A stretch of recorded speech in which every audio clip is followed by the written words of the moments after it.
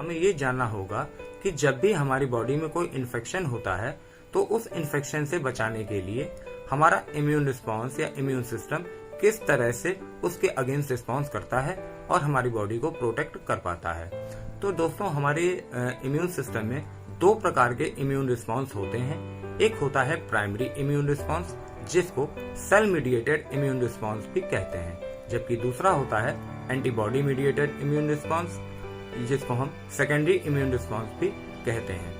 तो दोस्तों, हमारा जो प्राइमरी इम्यून रिस्पॉन्स होता है, जो कि सेल मीडिएटेड इम्यून रिस्पॉन्स कहलाता है, इसमें बेसिकली मुख्य रोल या मेन रोल जो होता है वो टी सेल्स का होता है। यानी टी सेल्स क्या होती हैं? वे सेल्स या वे सेल प्रिकर्सर जो कि हमारे थाइमस ग्लैंड में जाकर मैच्योर होते हैं, वो टी सेल्स कहलाते हैं। तो टी सेल भी तीन प्रकार के होते हैं।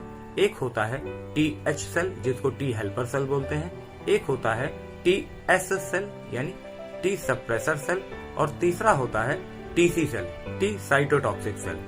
तो ये तीनों प्रकार के जो टी सेल्स हैं, इनके अलग अलग काम होते हैं। किसी का काम होता है इमीडिएट इम्यून रिस्पॉन्स, किसी का काम होता है इन्फेक्शन को सप्रेस कर देना यानी इन्फेक्शन को रोकना, और एक का काम होता है टीएच सेल का कि कैसे इम्यून रिस्पॉन्स को लीड करना है।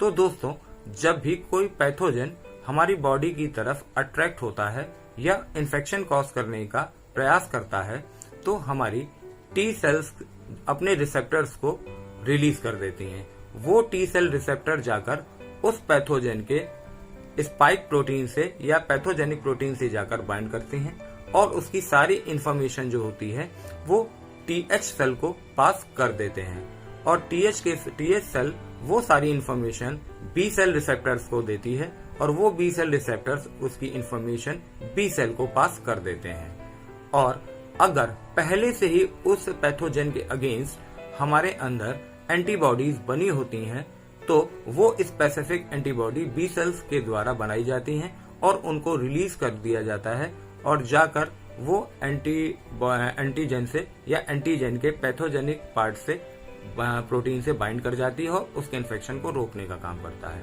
लेकिन ये इम्यून रिस्पांस जो है, ये कहीं ना कहीं सेकेंडरी इम्यून रिस्पांस में काउंट हो जाता है। लेकिन हम यहाँ पर बात कर रहे हैं प्राइमरी इम्यून रिस्पांस की। प्राइमरी इम्यून रिस्पांस में बेसिकली क्या होता है कि जब कोई पैथोजन हमारी बॉडी की तरफ अट्रैक्ट होकर उसके बैरियर्स को क्रॉस करके हमें इन्फेक्ट करने की कोशिश करता है, तो टी सेल का एक टाइप होता है जिसे टीसी सेल बोलते हैं, यानी टी साइटोटॉक्सिक सेल।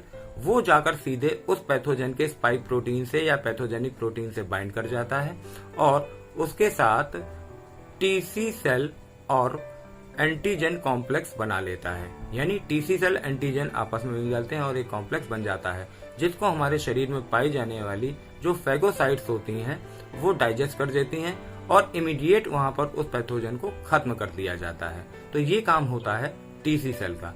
बात आती है कि टीएच सेल क्या है और टीएच सेल क्या है।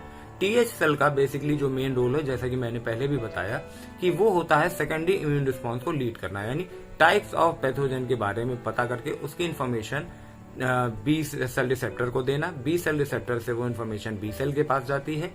बी सेल्स प्रोलिफरेट होती हैं और डिफ्रेंशिएट हो जाती हैं प्लाज्मा सेल और मेमोरी सेल्स में।